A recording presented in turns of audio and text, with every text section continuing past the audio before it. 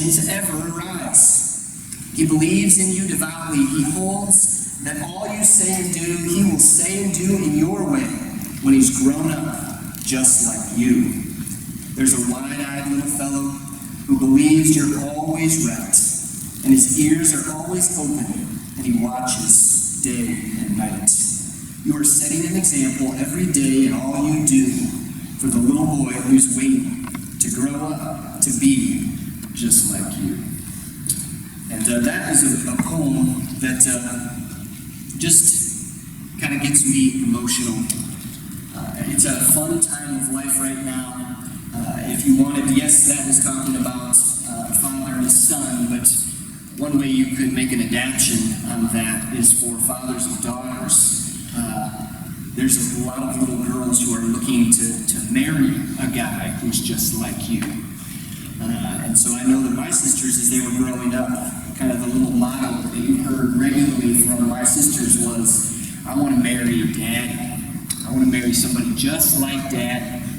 And it's humbling to realize the incredible, significant role that fathers play in the home. And it's intentional. It's by design. God, in his sovereignty, structured the family. You realize that the family was God's idea. He created it. It's interesting how significant the role of a father plays in the life of a child. In fact, secular research would tell you, even the world out there is looking and saying, as they're doing their studies, that it's proven time and time again the immeasurable importance of the father figure in the home. I could give you all kinds of statistics of the difference between a young person that grows up with the stability of a father figure and a young person that grows up and there's no father figure in their life. This should not surprise us because God clearly laid it out for us as a blueprint. We've got our instructions in his word. We've also got ingredients that comprise a healthy family unit. As I was trying to prepare for this message, I was searching for direction and trying to think, okay, Lord, what can I say to dads? Really, what do you have for me that I need to hear this week? And I was a bit overwhelmed with the number of terrible examples in the Bible of fathers. I don't know if you've ever stopped and thought about that. When we had Mother's Day, and I'm trying to think of examples, Hannah just kind of came to mind, but then I can think of a couple others as well. And I thought, oh man, this will be easy. We'll just find one of these ladies and we'll study their life. And oh, that's so cool. We were able to see that she was a powerful example to all women. Her devotion to the Lord, her love for her husband, her faithful service and stewardship of her children, training, even saving just for a couple years, training him and instructing him, sacrificing for him, but then also releasing him and saying, Lord, he's yours. I'm just stewarding him for a little while to train him so that he can now go serve in the temple. There's so many neat things for God's glory and for his purposes. But when we think about fathers in the Bible, I found myself thinking, well, okay, let's start right at the beginning. We've got Adam, and within the first generation, you've got two sons who rise up and one kills the other. The scripture doesn't give us a whole lot of picture into the family and what the dynamics were and how Adam was discipling and building up his boys, but it's pretty crazy that his oldest son kills his second son in the first few pages of Scripture. Then you go a little further and you've got an example like Abraham, who's got two wives, he's got two sons, there's a little bit of favoritism going on there. Not too bad, because you can see he tries to father Ishmael, but Sarah's having trouble with that, and so he drives Ishmael away. Well, then the favoritism gets even ramped up more with Isaac, right, his son. Isaac has two boys, twins, and it's clear, Scripture comes right out and tells us there was mama's boy and there was dad's boy, right? So you had a clear picture of favoritism in that family, and that didn't work out very well, which then goes to his son, Jacob, who ends up having 4 wives and 12 sons, and there's all kinds of problems in that house.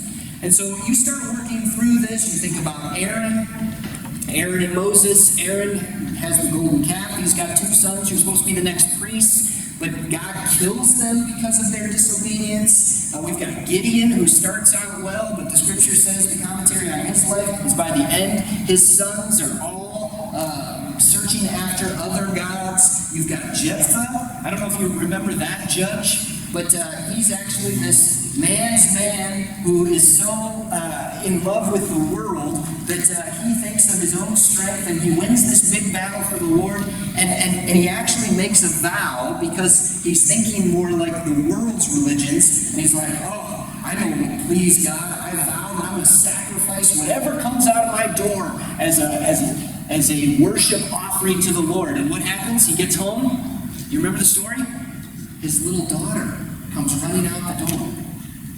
And then he says, oh, I made this vow. And so then he sacrifices her to the Lord. He thinks that will honor and please God. And so, you're working through the Old Testament, and you're like, it's got to get better than this, right? But you've got Eli, because we talked about Hannah, and Eli's the high priest, and his sons, the reason Samuel gets picked to be the next priest is because Eli's sons are so wicked and corrupt that they are doing their own thing, defiling the temple, committing sexual sin. Then you get into the kings, you're like, David, surely David, right? David's family's a train wreck. Solomon, he's got 1,000 wives and concubines. His family's a mess. You got all the kings of Israel and Judah, and it just kind of, it's depressing, right? You go through this and you're thinking, okay, wow, Lord, give me an example we can go to. This is a good dad. And I thought, you know what? More than anything, maybe this morning, there is some encouragement in that. Because what we can celebrate is God's incredible grace. Do you realize how it's overwhelming to think of all these bad examples, and yet it reminds us that this is an incredibly serious, difficult job, and the only way any of us are going to do it well is by His grace. The only hope that I have, because I see my flaws every single day. In fact, parenting has taught me more about my inadequacies and my failings than maybe anything else besides marriage. All right? And so, as I got into this, I thought, you know what? We're just going to go into Ephesians. And I want us to just read some of these verses, asking God to supply His grace and encouragement to us. Because many men, much greater and stronger and wiser and more spiritual, have stumbled and fallen before. And I don't want to think that somehow there's a magic formula that I can follow that'll just make me a granddad. It's not going to work that way. So let's read the first 3-4 verses of Ephesians chapter 6, and we'll jump into to the text this morning. Ephesians chapter 6, verse 1. Children, obey your parents in the Lord, for this is right. Honor your father and mother. This is the first commandment with a promise, that it might go well with you, and that you may live long in the land. Fathers, do not provoke your children to anger, but bring them up in the discipline and instruction of the Lord. If you go to Colossians chapter 3, verse 21, you'll see a parallel passage where these two letters are like parallel or like twins, and Paul gives the same instruction, and this is how he words it in Colossians. Verse 21. Actually, I'll read 18. Wives, submit to your husbands as it is fitting in the Lord. Husbands, love your wives and do not be harsh with them. Children, obey your parents in everything, for this pleases the Lord. Fathers, do not provoke your children, lest they become discouraged. Will you open with me in a word of prayer? I just invite you, as you've probably started to pick up my custom, is to invite you to just pray on your own to the Lord, asking Him to work in your heart this morning.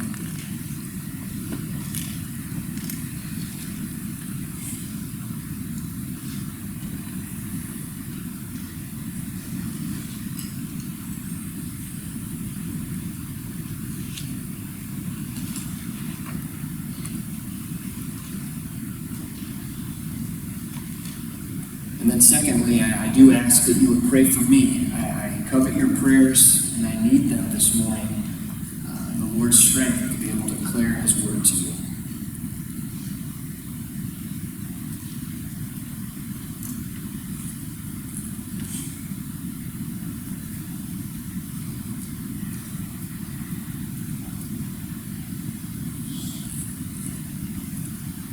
Father, I come before you trembling and humbled.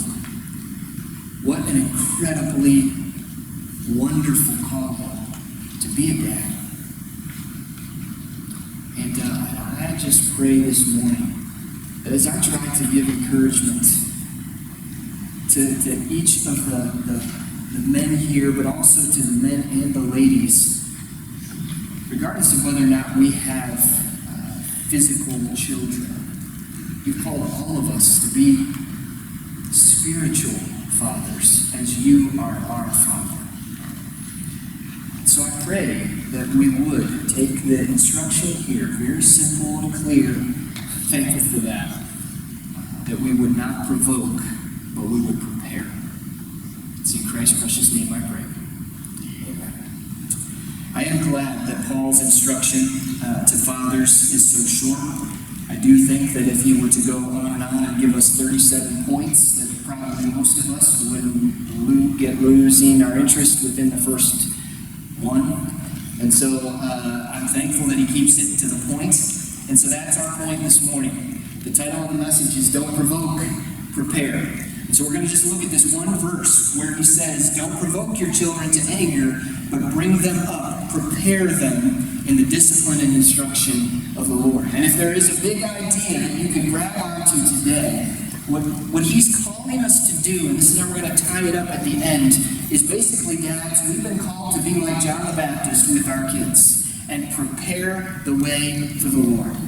We want our children to grow up with a hunger and a desire for the most important thing, and that is Jesus Christ.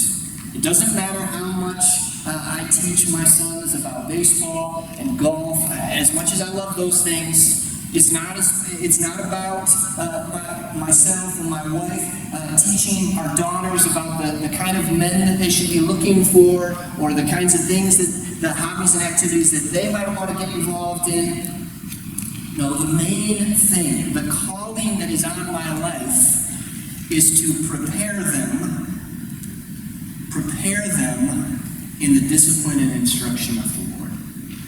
And I think along the way we kind of get distracted and detoured in a lot of things that are secondary. They're important, but they are secondary. So let's just break it down and start right away. Number one, do not stir up. Do not provoke. The word provoke, if we were to look back into the text in the Greek when it was originally written, the Greek word actually is to talk about, or the best translation is to provoke, but it also is talking about to rouse to wrath, to exasperate, to anger. It's kind of a word picture, and that word picture would be like kindling a fire. All right, so there's a small fire that has gotten started, and what you're supposed to be doing is don't play with the fire so much that you are winding it up, all right, and you're provoking it into this roaring flame, okay? And on one hand, you could say that's a positive, but the way that Paul is bringing it up is a negative sense, because he's talking about stirring them up, exasperating them, or irritating them towards, what's the word? Fathers, don't provoke your children to anger. Okay? And the reason we can use the picture of a fire is because you don't have to teach your kids to get angry. Did anybody do that in parenting? Did they sit their kids down and say, you know what, I want to show you today how to throw a tantrum? They come by that pretty naturally, don't they? I mean, for a lot of our kids, the first word they learned was no, right? And as they said that, they had that attitude with it. It wasn't just like, no, right? It was no. And they got the little brow furrow, and you're like, wow, I don't even remember. Joe, did you teach him that? I don't remember sitting down and teaching him that. And so what Paul's saying is don't provoke them to anger. Because of their sin nature, they were born with a sinful heart. And so, fathers, don't provoke that. Don't stir that up. Instead, we've got to be teaching and instructing them in a different direction. And so what he's talking about here is a negative sense of stirring up, exasperating, or irritating them towards anger or bitterness. And the reason this is so intentional is because it's natural. That's the way they want to go anyway. Okay? They are already headed towards selfishness, discontentment, anger, and bitterness. So don't help them there. And how does that happen? Well, it happens through constant nagging or picking at. It happens through the attitude in your home that nothing's ever good enough. It happens through parenting out of convenience, parenting out of personal comfort. We enjoy our kids until they kind of get in the way of me time. All right? And that might be kind of specific and a little uncomfortable, but let's face it, we've all been there. Where, what's the easiest thing to do in this moment? Mommy's trying to have a conversation. Daddy's trying to watch the game. And they're like, Mom, Dad. Where you're trying to have a conversation and they're just there. And it's like, okay, what do I need to do to kind of get you over here so that I can do what I want to do? Man, the easy one we all use today is screens, right? Turn on the television, give them a tablet, give them a video game. There's got to be something we can do to keep you entertained so that I can focus on what I need to do. That is a little bit of what Paul's talking about here, provoking them towards anger or bitterness. This is parenting that leads to discouragement. That's why in Colossians, his instruction says, fathers, don't provoke your children lest they become discouraged. Okay? What he's talking about, when you use the word discouragement, let's just break down English language. All right? Discouragement is actually to remove the courage from them. That's why when we say encourage someone, what we're doing is we're putting courage into them. All right? They might have been a little timid, but with a little coaxing and a little encouragement, we're able to put courage into them. And now they are willing to try. They're willing to move forward. To discourage them is the opposite. It's to remove their courage, to take away their confidence. It's to beat them down so that they've lost hope.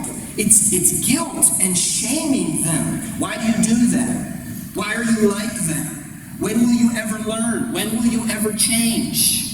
See, these things kind of sometimes just fly out of our mouths, and afterwards we're like, man, that probably wasn't the best way to handle that situation. But when it happens, they can lose motivation. They don't care anymore. They don't want to try anymore. They quit. Nothing's ever good enough. And as I give these negatives, I think, unfortunately, sometimes we sit there, and even as adults, we start kind of thinking about our own parents and maybe some of their flaws. I don't know a lot of you very well. I definitely don't know your family backgrounds. But the point of the message today is not to try to pick on or to beat down bad examples or bad father figures. I'm not asking, and I don't want to know right now, if you had a bad father figure. That's one of the reasons why it's such a great example to me that the gospel, do you understand and realize that the gospel gives me access, that the perfect, sovereign, creator God, as I prayed this morning, the one who no time exists. He has existed from eternity past and will exist eternity future.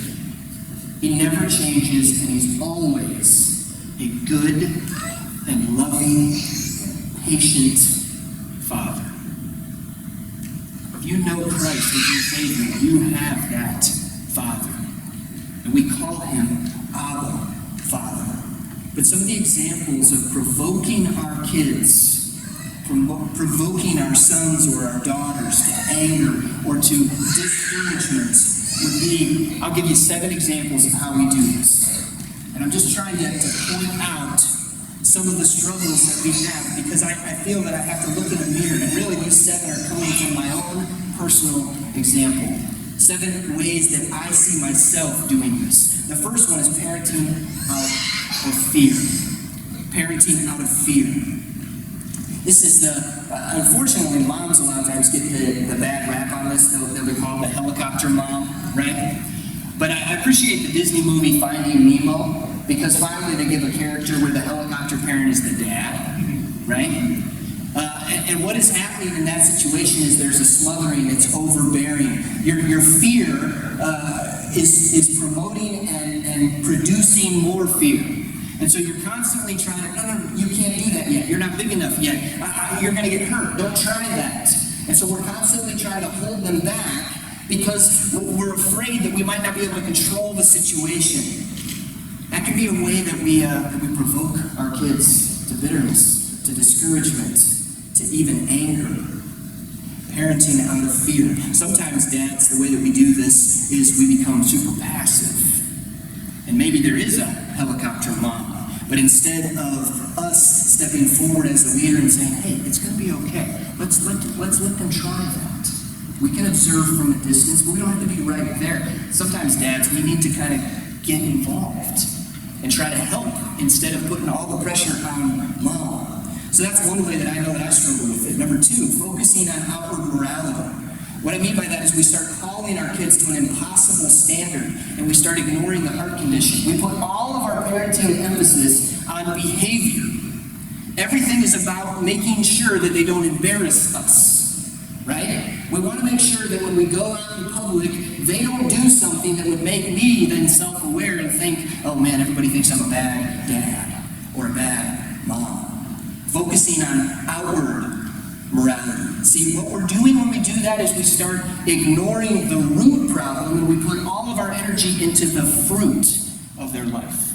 Most of the time, the problems that are going on, there's a deeper thing going on than just that outward behavior.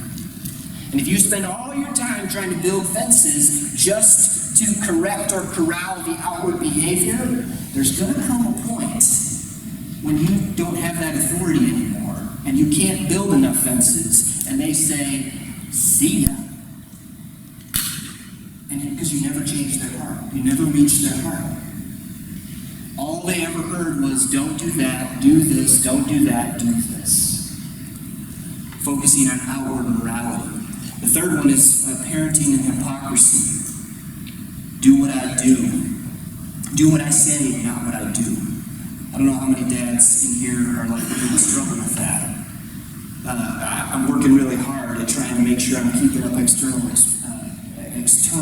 appearances, but my kids, they're pretty sharp. And they can tell when all of a sudden it's like, wait a minute, Dad, you just changed the rules. Why did all of a sudden you change the rules? Is it because we're in church? Is it because you really want to watch the game and you don't care, so right now I can do whatever I want?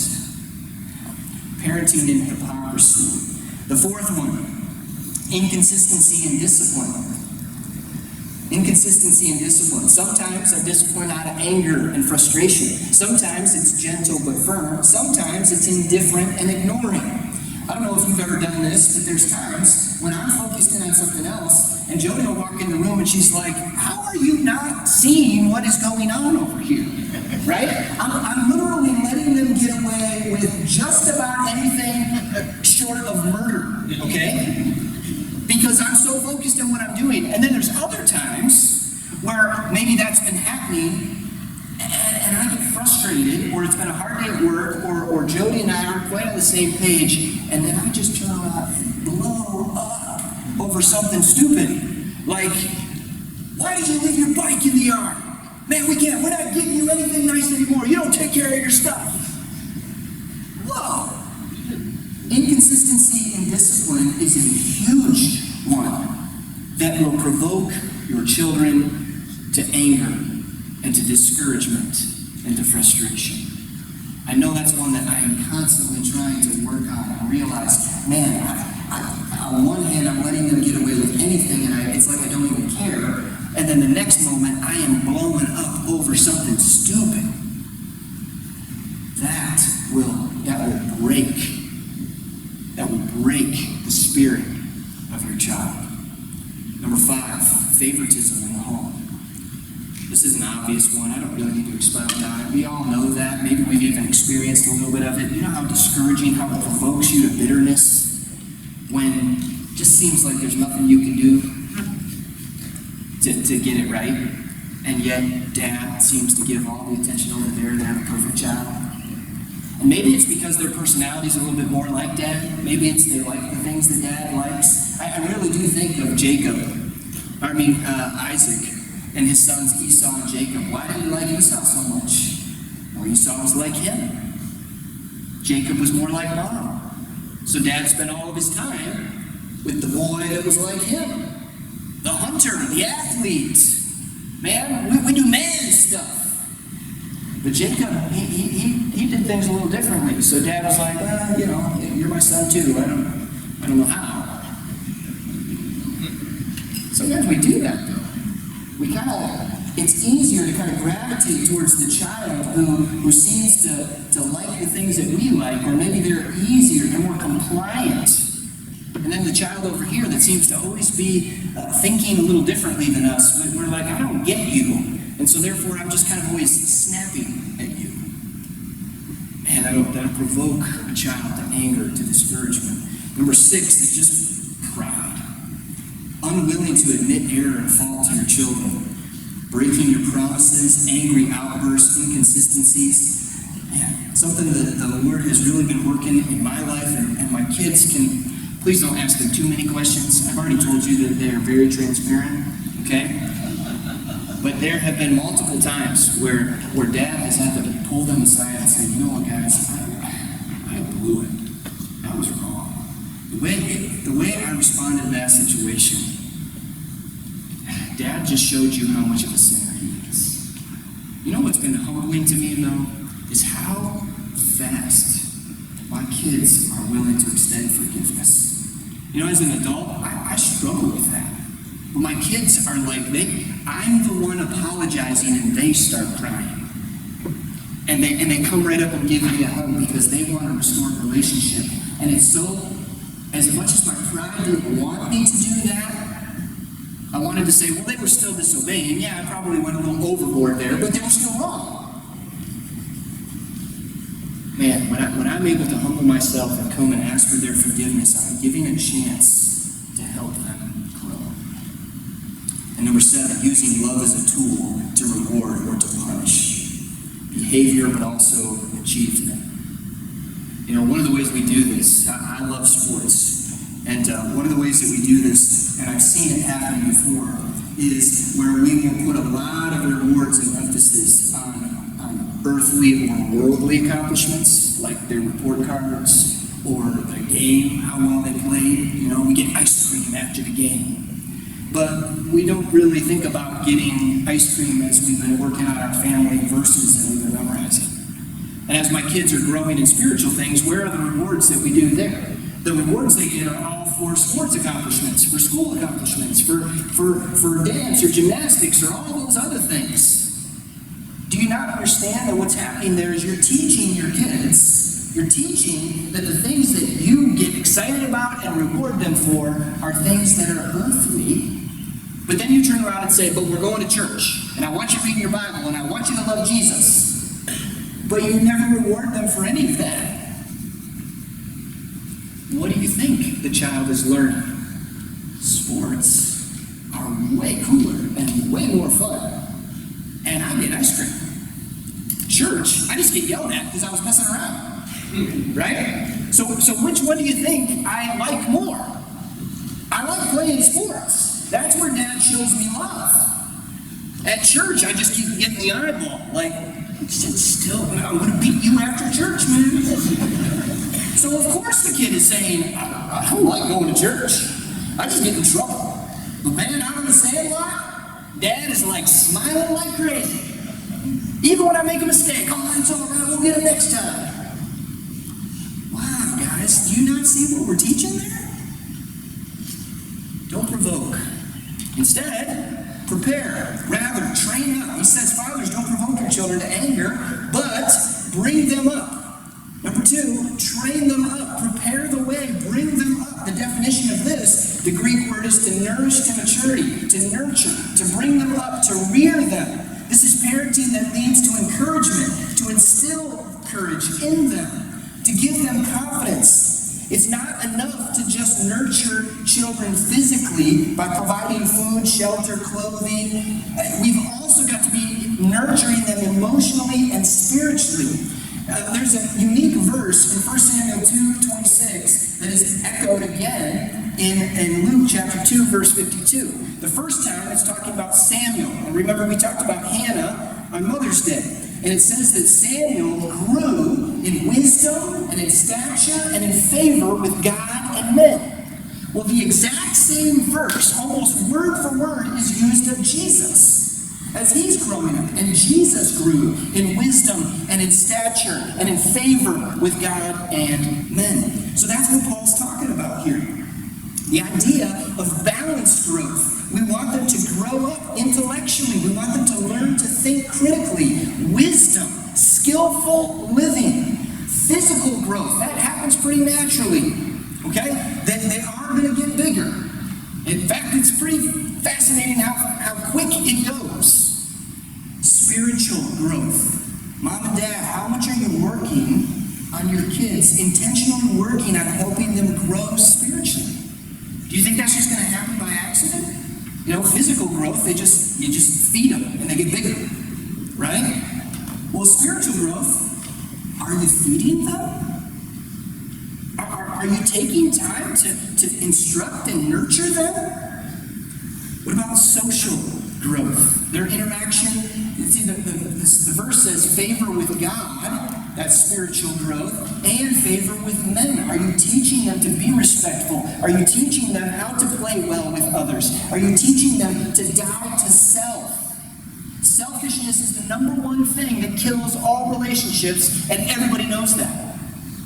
And yet, it's the main thing we all struggle with, isn't it? Dying to ourselves. So, what are the 2 things? Bring them up, nurture them. And there's 2 areas he brings up here. He says, in discipline and instruction. Let me quickly just go over these 2. Discipline is the correction side. Okay? If there's a negative, that's the negative side. The Greek word is talking about whole training, education of children, which relates to the cultivation of their mind and their moral compass. It employs this with the purpose, with commands and discipline. It's rebuking them. All right? In our world today, the popular parenting technique is we should just cultivate and let our children express themselves. If you discipline them, it might warp their character. Well, if you've spent any time reading your Bible, you're going to find out that I don't want my kids to just grow up and express their sinful, natural desire. Actually, I do want to transform them and warp them. And you might go, what? Well, no, I intentionally want them not to be. It's what we talked about last week. I don't want the wisdom of the world. I want them to grow in the wisdom of God, which means my kids are going to look totally different. And so therefore, we use discipline to try to mold and shape, just like the Lord is doing in my life, mold and shaping me to be like Jesus. I am trying to mold and shape them. I'm preparing the way for the Lord. And so you can go to Proverbs and read all of these passages. 22:15, folly is bound up, or foolishness is bound up in the heart of a child, but the rod of discipline drives it far from him. 13:24, whoever spares the rod hates his son, but he who loves him is diligent to discipline. 22:6, train up a child in the way he should go. Even when he's old, he will not depart from it. 23:13, do not withhold discipline from a child. If you strike him with the rod, he will not die. Rather, if you strike him with the rod, you'll save his soul from Sheol. 29:15, the rod and reproof give wisdom, but a child left to himself brings shame to his mother. 29:17, discipline your son. He will give you rest. He will give you delight to your heart. Hebrews 13, whom the Lord loves, he disciplines. Now, In our society and in our culture, I don't even want to go into the whole idea of should we spank or not. Okay? I do think that the Lord has given authority within the homes. However, the point of these passages is not the rod. That's not the point. It's not about spanking. It's rather intentional correction. Whatever means you're using, are you instructing and disciplining out of love and grace and a desire for the child to be ready and prepared to be like Jesus? I already talked about the ways we provoke. There's lots of ways we can fall short in this. What we're looking for here is helping our children understand there are real consequences. Consequences are painful, and we want to store up, to discipline, to give them correction. So let's look at the flip side. The positive, the instruction. Train them up, bring them up in the discipline and instruction of the Lord. This is the teaching side. This is exhortation, admonition. It's training by word. It's the demonstration. It's the do as I do. As I'm living my life after Jesus, I want you to follow me. As I read that poem, one of the beautiful pictures, and we've all seen it. In fact, it's a little bit annoying sometimes. When I'll be doing something goofy or serious in the home, or I will say something in a certain way, and instantly the light bulb goes off, and I look at Jody, and she's like, yep, that was just like your dad. I'm like, man, I do want to be like my dad, but at the same time, I don't want to be exactly like my dad. And yet it happens all the time. And so what we want to be doing is every little boy, my little boys are watching me. And in a way, it's a wonderful, sweet time of life where they really do think Daddy's a hero. It's not going to always be like that. And so I want to be living in such a way that maybe that is something. They're saying, man, I want to love Jesus like Dad loves Jesus. That's not just his job, okay? I see my dad read his Bible. I see my dad pray. I've heard my dad pray. Man, when he talks about Jesus, he's for real. That's what I want them to see. I don't want them to think that it's some kind of just activity or just a job that I'm going through the motions. I want to demonstrate. And this instruction has to be based upon the Word of God. I can't just correct them. I need to explain to them what should be done and why. And this has to do with their age. When they're really little, and it's hard to give big explanations because, my 4-year-old, he's getting a little bit older, but there was a season here when he was a little bit younger that trying to give him an explanation as to why he shouldn't do something was just like, what? So I can or I can't. Like, you keep talking and I don't, yes or no, all right? But as my kids get older, my oldest and my second oldest, Alan and Hunter, they're now getting to the point where they want to know a little bit more of the moral reason behind that. So Dad, when you told me that, what's the thinking behind it? Now the cop-out answer is because I'm your dad and I said so, right? And we had that employed on us, right? And we could say that is a good answer. But does God do that with you? Does God say, I'm God and I said so? Step out of line, I'm going to zap you. No, he doesn't do that. In fact, that's the beauty of Scripture. He explains why.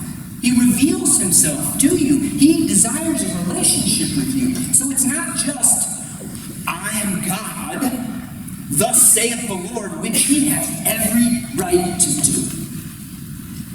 But he loves you, and he pursues you. And so dads, as you love your kids, do you pursue them? As you give them instruction, do you help them at their appropriate age level? Do you help them understand why? And where did you get that principle?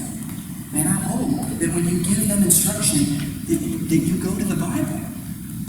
And that you explain the reason we don't do that is because we follow Jesus. And Jesus said right here in his word, because there's some of these that are pretty easy. There are some thou shalt and thou shalt nots in Scripture.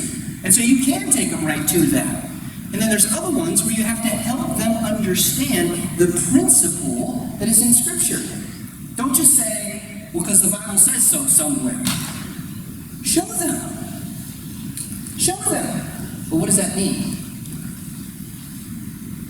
It means you got to know your Bible. You got to read your Bible. You want to be a good dad. You want to help prepare the way for your kid to grow in the Lord. Are you getting to know your Father, your Heavenly Father?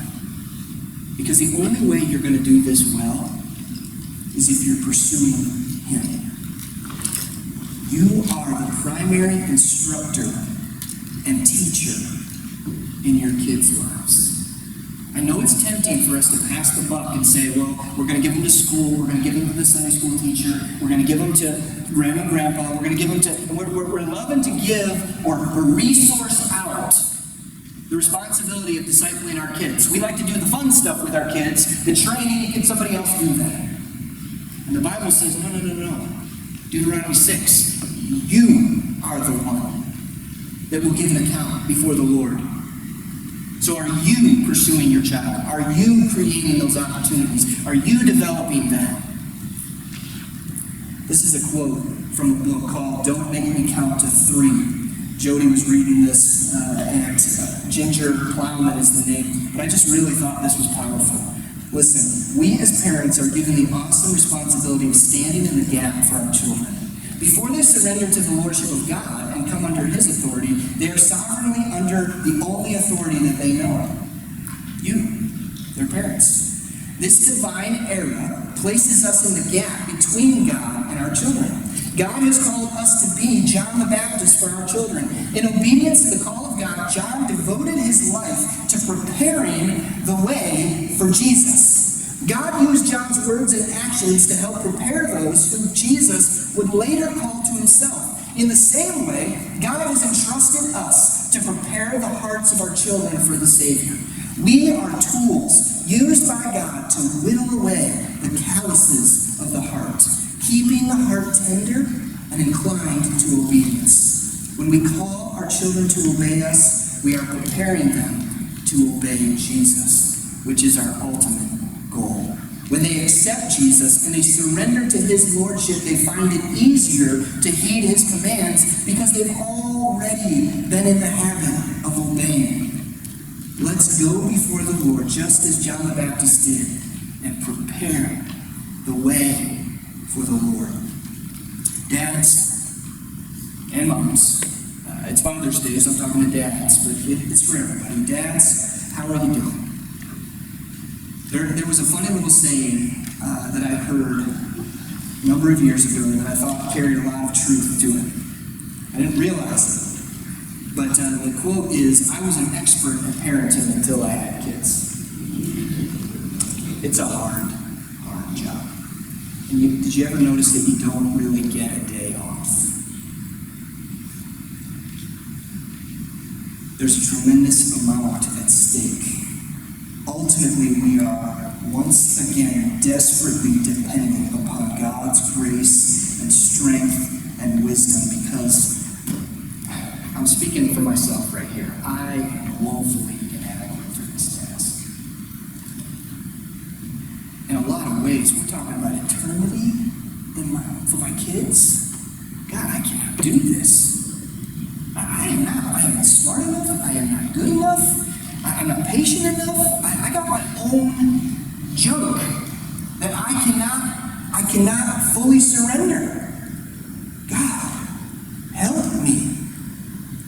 And that is what I believe by God's grace. If I'm willing to regularly humble myself and dependent daily upon the Lord, He will give the strength to do the best job possible. The best that I can possibly do. He didn't call me to be a perfect parent. I have failed many, many times, but the incredible thing about God's grace is He actually uses my failings and my weakness for even greater glory.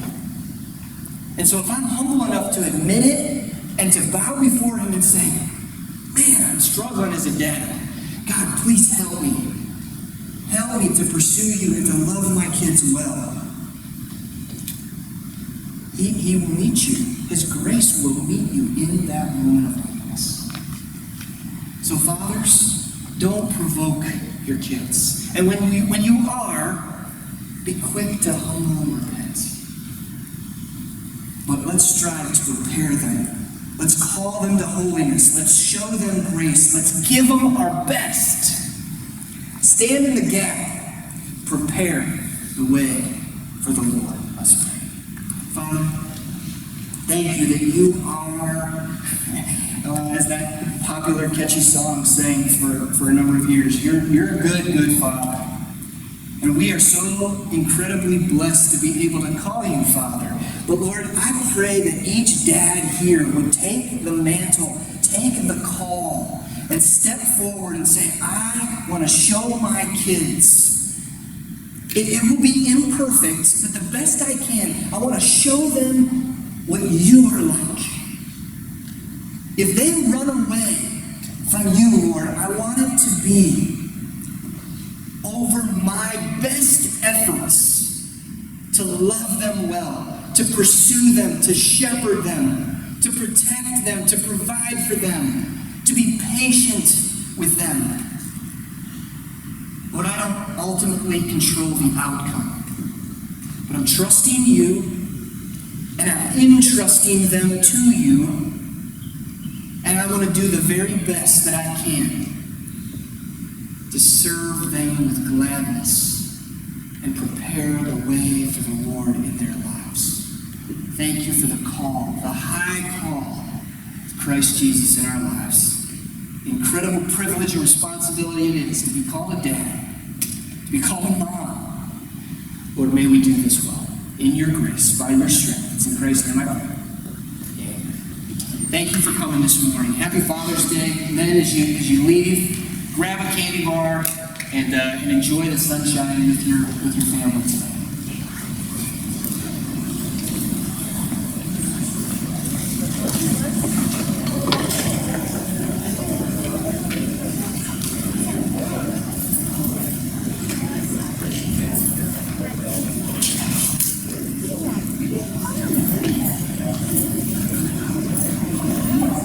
Sure.